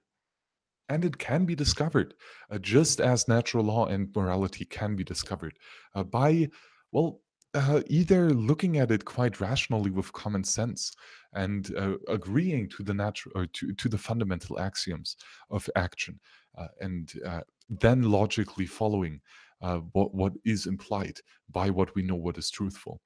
This apophatic approach to discover this universal, inherent, objective, non man made, eternal, and immutable condition that governs the consequences of our behaviors. Um, so it's very much a study that has been taught by different cultures and different teachings, or yeah, or schools, and that includes, of course, religions. Absolutely, I'm not denying that. So this is very much religious, yes. Um, but it's not limited to. So it has its roots here in Kabbalah and in Judaism and in Christianity especially. And uh, very much so, though, of or Buddhism or Taoism, very much so as well, or Hinduism, karma. And it is also, though, very much the, I would say, logical conclusion. Um, when you do not have a completely messed up brain, as I would say. So anarchy is the natural state of nobody aggressing against you, of you defending yourself, of not being a slave to someone else, of presenting yourself as a sovereign individual. And that means to not murder, to not assault, to not steal, to not rape, to not trespass, to not coerce, and to not lie. Basically, to not initiate the aggressive violence against the private property in scarce good against others, because such a act is always factually wrong. It is not truthful. It is immoral, leading always to chaos and suffering. And it is also uneconomical. It is wasting resources that we could have allocated to a more needed, more desirable outcome. The basic rule would be to harm no one and to do everything. Um, and that is very much also a differentiation here of scarce goods and non-scarce goods. Scarce goods are those goods that require property rights because there is the potential of a conflict over who can control this given scarce good. Does not have to be tangible, does not have to be quantifiable, does not have to be unique. It just says that there is the potential of a conflict of a control. So who can use this good? And it's the case for most tangible goods that they are scarce, and it's the case for most non-tangible digital goods that they are not scarce, so that they can be copied without taking away from the original creator. So they can be multiplied without taking away from others. And because there is not uh, taking away the property of someone else, we do not have to uh, allocate these resources, and therefore we do not need private property, and therefore natural law does not apply in a traditional sense. Much rather, if you are aggressively enforcing intellectual property rights, which is just factually wrong and immoral, you are, of course, also breaking the natural law of non aggression and living peacefully, but you're also introducing artificial scarcity to some good that should not be, that does not. Uh, Emerge the necessity of being carefully allocated. We do not need to allocate ideas, we can share it with everyone. But those scarce resources we have to allocate to their most efficient need. And a good way of doing that is free exchange because it is based on voluntary interaction. And because individuals have their individual preference hierarchy of goods that they prefer to others or actions. And because we have this asymmetric individual preference hierarchy, uh, individual users or goods can exchange their goods and services, their scarce goods and services. And because it is done voluntarily, we know for a fact, as an axiomatic truth, that is based on mutually beneficial exchange a priori. And that's awesome. So we can allocate resources in such a way that we do not curmulin, or that at least the individuals have skin in the game and that they have to live with the consequences if they engage in activity that is malinvesting resources or over consuming them. And the opposite of free market action is interventionism. So that means when we have either autistic intervention, so when someone is telling you to not do something with your private property, and especially when this act would theoretically not be harming anyone else. But there's also the binary intervention, which is anything like taxation, where a tyrant is aggressing against a peaceful individual and stealing from him, quite literally, taking away a percentage, even if it's just 1%, especially when it is 100%, of taking away physical goods and services or scarce goods and services that the individual is not voluntarily engaging in. And triangular is any instance where the tyrant is aggressing and dictating under what conditions two individuals have to engage in and under what conditions they have to exchange their scarce goods and services. But especially because all these three acts are not based voluntarily, this means that we have malinvestments and overconsumptions. However, with scarcity, monetary goods can arise because the scarce goods can be collected because they're just nice to have, right? They remove the suffering of life, or at least they linder it, they make it less. That's why individuals hold goods, scarce goods, and that's why they store their value in it. They can postpone the gratification of desires. They can or they can increase or they can courageously accept the suffering of not satisfying your needs and desires today. But therefore, because they can invest in it, they can build up and be more prosperous in an uncertain future. And this uncertain future, of course, leads to ultimately exchange this monetary good for a consumption or production good, which is actually of use, directly speaking. Um, and which has quote unquote intrinsic value, right? That can be consumed or can be used directly in the means of production. And because individuals are pricing their goods and services of voluntary exchange in this monetary unit, it can be used as a unit of account, which will greatly increase the economic calculation and the pricing of goods and services, which is fantastic. The money supply ties in very much in all that, and especially that the nominal supply of the money is not that important. It's much more important how it changes across time. So how what the percentage of the flow that is new currency being issued to the already existing stock is, and the less additional currency is being created, the more difficult it becomes to create a new currency. The more strong, the more hard it is, and the more stable it is in all these attributes of a store of value, medium of exchange, and unit of account.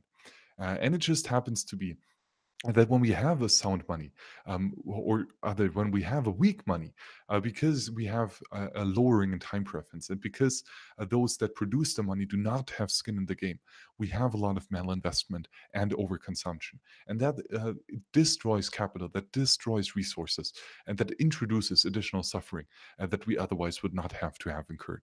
And the beauty of Bitcoin is that the money supply is arithmetic. So I, as an individual full node, declare my monetary issuance rate, and it's very transparent, it is very verifiable, and it is as clear and precise as 2 plus 2 is 4. And it's because Bitcoin is decentralized and censorship resistant, it is not just verifiable and transparent, it is predictable in the future as well. And because it is predictable in otherwise uncertain future, it is a tremendous tool for economic calculations, because it helps us in the most fundamental human task of allocating scarce resources at the time or at the time of uncertainty. Um, so quite profound. And Bitcoin fundamentally, as a network of sovereign full nodes, is a anarchistic network where individuals are declaring their own individual rules and therefore voluntarily agreeing to it, and they are verifying if other networks or sorry, if other peers are adhering to the same rules. And this here again is very much self-responsibility and enforcement of the natural law principles. And of course, those that do break the individual set of rules are simply being ignored, right? The natural law right to disassociation. Uh, but fundamentally, because it is voluntarily opt in and opt out, it is mutually beneficial. It is a great tool to allocate the resources that we have, and that's awesome. However, still, Bitcoin Core is the Schelling point, right? Just because anyone can choose to voluntarily change these rules does not mean that you're incentivized to do so. We are incentivized to run the same monetary network. And Bitcoin Core, quote unquote, the Bitcoin reference implementation, Nakamoto consensus, is the Schelling point of Bitcoin as a sound money. Um, we also have changes to our monetary consensus rules because we do want to be adaptive, especially when we agree to it and when the changes are done voluntarily. And so it's important to differentiate between a hard fork, which is removing some set of rules, so that previously invalid blocks are now valid. So the peers that are proposing the rule change are aggressing against the previously agreed upon rule set of the quote unquote old incumbent clients. And therefore, hard forks are per definition coercive, regardless of what they're changing. And soft forks, although they are also changing rules, so they can be coercive as well. They can be implemented in such a way that they only add new rules which are in accordance to consensus, and so that the new blocks are in accordance also to the old rules as defined by quote unquote non incumbent sovereign nodes.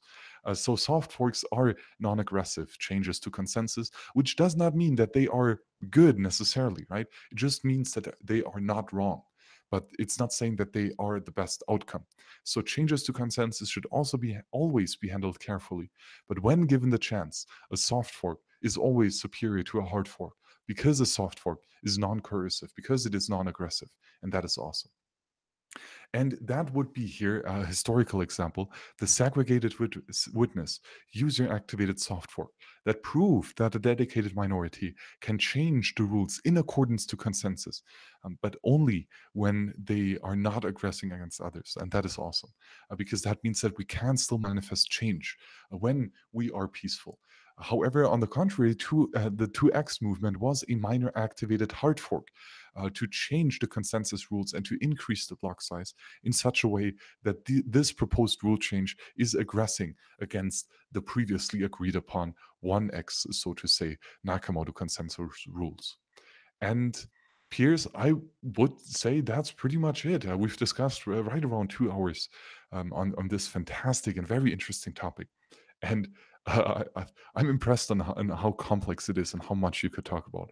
And I'm not claiming at all that I've discovered or that I understand all aspects of it. Absolutely not.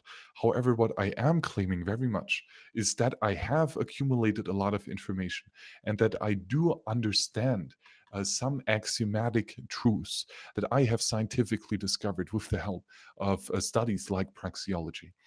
And I hope that what I have laid out today was some form of initiation in this process of thought. And uh, why, according to my ideology, it is truthful and it is a matter of fact. Um, and Good. So Bitcoin is not just a truthful money, it is also one that is based on moral principles of natural law and non aggression. And it is also based on not stealing from others because it is a voluntary opt in system. It does not apply legal tender laws. It does not steal from others in the form of coercive aggression. And it is impossible for others to maliciously coerce sovereign full nodes to change the rules in a way that they are not comfortable with, that breaks consensus. So I would argue personally, and let me now switch back here to the real camera, that Bitcoin is a beautiful tool, a beautiful weapon of self-defense, a protocol that can be used in order to remove uneasiness in times of uncertainty, in order to increase the production stages, to decrease our time preference, and to increase our savings for the futures, so that we can build for future generations. And that is quite beautiful. But Pierce, oh, that was long. 2 hours of nonstop talking is not easy. So I really need a break now. You're crazy for listening to all of this. I thank you very much for taking in this information and trying to understand it. If you have any questions, again, please reach out on all the channels, of course, and try to discover truth. I think it can be done. And I hope that the information that I've presented here was truthful. If you find a flaw with it, please let me know because I do not know about it. Otherwise, I would not have presented it. So if you find a flaw, if you are of a different opinion, please share your thoughts and let's grow together and let's discover truth together. Um, yeah. Thank you very much, Piers, for joining me here on the World Crypto Network for this loose, free flowing discussion on anarchy and Bitcoin and whether or not Bitcoin is in accordance to natural law principles. And as I laid out, I would tend to agree that it is absolutely. It is a peaceful, it is a beautiful, it is a voluntary money, it is an agarist money. And I hope that, and I would believe, and I think that it's a good educated argument that Bitcoin will be a beautiful tool to increase the prosperity and help us humans remove uneasiness in the times of uncertainty and make life just a little bit less miserable. And I say that in the most opportunistic and the most optimistic way. So, thank you very much here again for joining us today, or joining me today here in this conversation. And see you on the next show, Piers. Bye bye.